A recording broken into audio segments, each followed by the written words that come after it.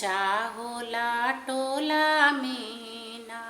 हे गौरा कवन गुनवा बाने तुहरे भोला में शिव चर्चा होला टोला मीना।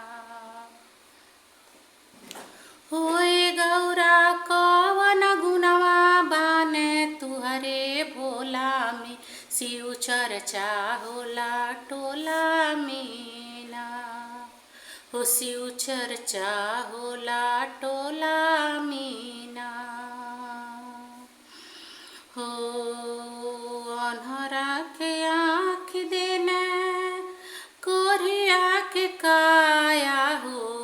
अन्हरा के आँख देने कोरिया के काया।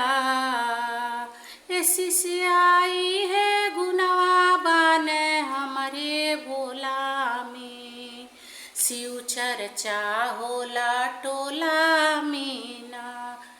शिष्याई है गुनवा बाने हमारे भोला में शिव चर्चा होला टोला मीना।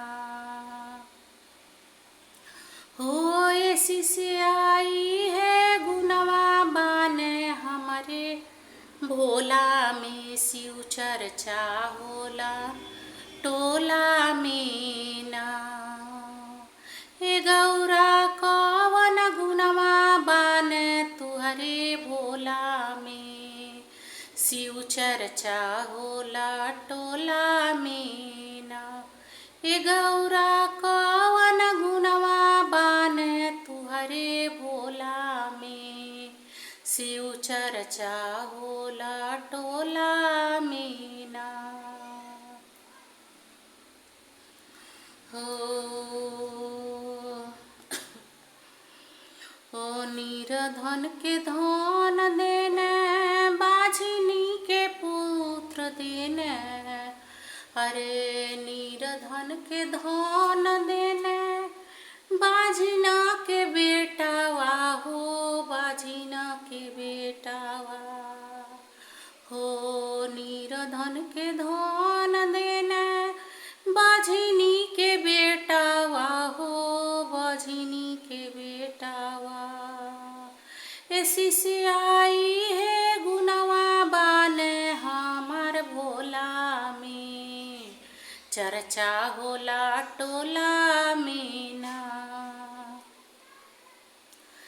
शिष्याई है गुनवा बाने हमारे भोला में शिव चर्चा होला टोला मीना।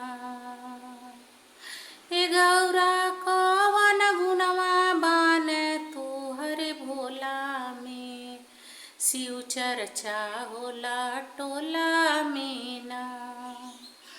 हे गौरा कवन गुनवा बाने तुहरे भोला में शिव चर्चा होला टोला मीना।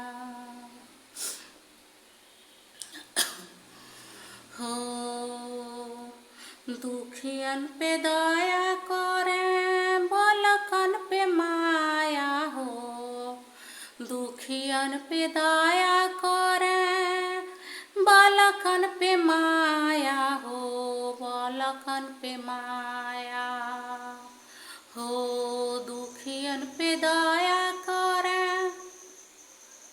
बालकन पे माया हो। बालकन पर माया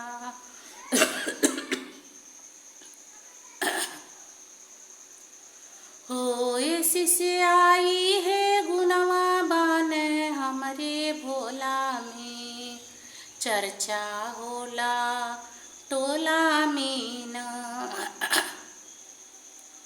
हो ये शिष्याई है गुनवा बाने हमारे भोला में शिव चर्चा होला टोला मीना।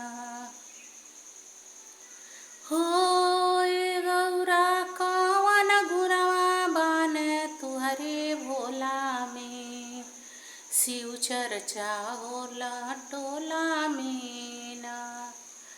हो ये गौरा कवन गुनवा बाने तुहरे भोला चर्चा होला टोला में ना। जे भी गुरु भाई गुरु बहना ई भक्ति शिव जी के भजन सुन रहल बा, सबके हमार प्रणाम बा। और सबसे निवेदन बा, अगर ई भक्ति गीत आप सबके अच्छा लगल होई तो कृपया चैनल के लाइक शेयर और सब्सक्राइब जरूर कइल जा, सपोर्ट कइल जा। बहुत मेहनत लगला वीडियो बनैले में, बहुत परेशानी उठाए पड़ेला। इतना गर्मी हम पड़ताटे कि का कहल जा, न यहाँ लाइट बा न कुछ, बहुत परेशान होके पड़ जाता गर्मी की वजह से।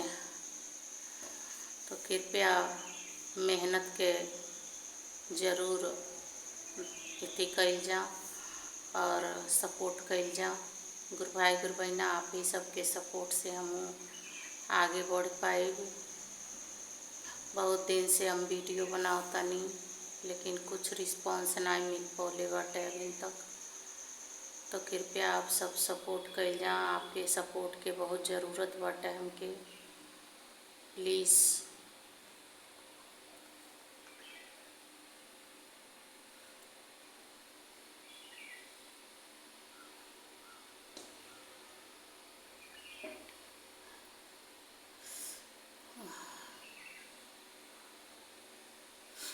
गर्मी इतना बाकी एकदम परेशान हो जाए पड़त।